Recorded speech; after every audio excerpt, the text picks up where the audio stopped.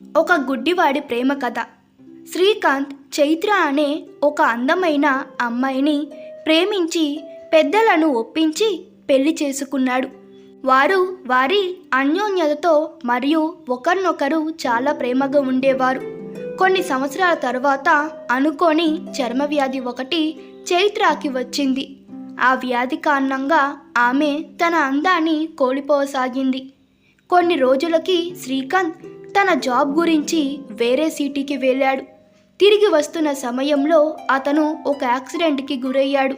అందులో శ్రీకాంత్ కంటి చూపుని కోల్పోయాడు. అయినప్పటికీ వారి వివాహ జీవితంలో ఎలాంటి మార్పు లేదు. వారి ప్రేమ ఆప్యాయతలు ఇంకా పెరిగాయి కానీ తగ్గలేదు. కానీ రోజులు గడిచే కొద్దీ ఆమె తన అందాన్ని క్రమంగా కోల్పోయింది. ఇది తన అంధుడైన భర్తకి తెలియదు మరియు వారి జీవితంలో ఎలాంటి మార్పు లేదు. వారు చాలా ఆనందంగా జీవించారు. కొన్ని రోజుల తర్వాత చైత్ర చనిపోయింది. శ్రీకాంత్ తన ప్రపంచాన్ని కోల్పోయాడు. తీవ్ర దుఃఖంలో చైత్ర అంతిమ కర్మలన్నీ ముగించాడు.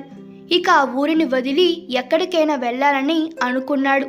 అంతలో ఒక వ్యక్తి శ్రీకాంత్ దగ్గరికి వెళ్ళి, ఇన్ని రోజులు నీ భార్య ఉన్నందున నీకు చూపు లేకపోయినా నీ జీవనంలో ఎలాంటి మార్పు లేకుండా తాను చాలా జాగ్రత్తగా చూసుకుంది. ఇప్పుడు ఒకడివే ఎలా బతుకుతావు అని అడిగాడు. అప్పుడు శ్రీకాంత్, నేను గుడ్డివాడిని కాదు, నేను నటిస్తున్నాను. ఎందుకంటే ఒక వ్యాధి కారణంగా ఆమె చర్మ పరిస్థితి దారుణంగా మారింది. అది నేను చూడగలిగానని ఆమెకు తెలిస్తే అది ఆమె వ్యాధి కంటే ఆమెను ఎక్కువగా బాధించేది. ఆమె అందం కోసం నేను ఆమెను ప్రేమించలేదు. ఆమె గుణాన్ని మరియు తనకు నా మీద ఉన్న అంతులేని ప్రేమని చూసి తనని ప్రేమించి పెళ్లి చేసుకున్నాను. తనను ఆనందంగా ఉంచడానికి నేను గుడ్డివాడిగా నటించాను అని బదిలించాడు. నీతి: మీరు ఒకరిని నిజంగా ప్రేమిస్తున్నప్పుడు మీ ప్రియమైన వ్యక్తిని సంతోషంగా ఉంచడానికి మీరు ఏమి చేసినా పర్వాలేదు. మరియు ఒకరికొకరు చిన్న చిన్న గొడవలను సర్దుకొని అర్థం చేసుకోవడం మంచిది.